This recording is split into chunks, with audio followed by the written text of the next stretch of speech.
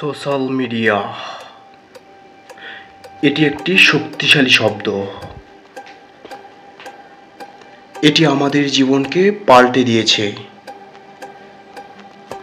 কিন্তু এর প্রভাব কি সবসময় ইতিবাচক? আসুন আজ আমরা এই প্রশ্নের উত্তর খুঁজি।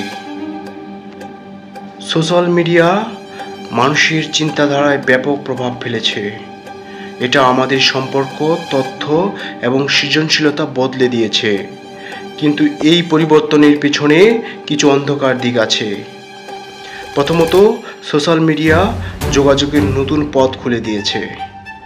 এখন আমরা বিশ্বের যে কোনো প্রান্ত থেকে মুহূর্তে যোগাযোগ করতে পারি। তথ্যের সমুদ্র আমাদের হাতের মুঠোয়।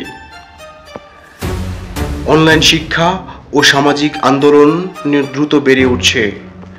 সোশ্যাল মিডিয়ায় সৃজনশীলতার প্রকাশের সুযোগ বেড়েছে, ব্যবসা, শিল্প এবং নতুন ধারার বিকাশ ঘটেছে।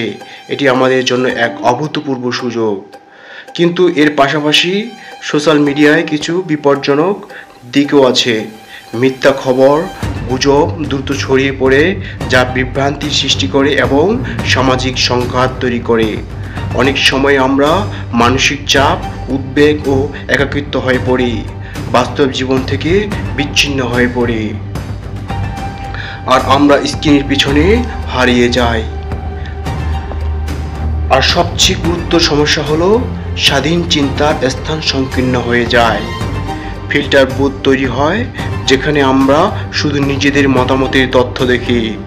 ভবিষ্যতে প্রযুক্তি উন্নত হবে এবং সোশ্যাল মিডিয়ার প্রভাব বাড়বে, কিন্তু যদি আমরা সচেতন না হই, আমাদের চিন্তাধারার স্বাধীনতা সংকুচিত হবে।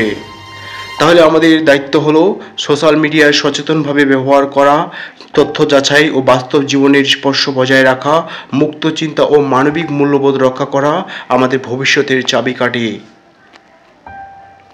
সোশ্যাল মিডিয়া আমাদের হাতিয়ার, কিভাবে ব্যবহার হবে সেটাই আমাদের নিয়ন্ত্রণে।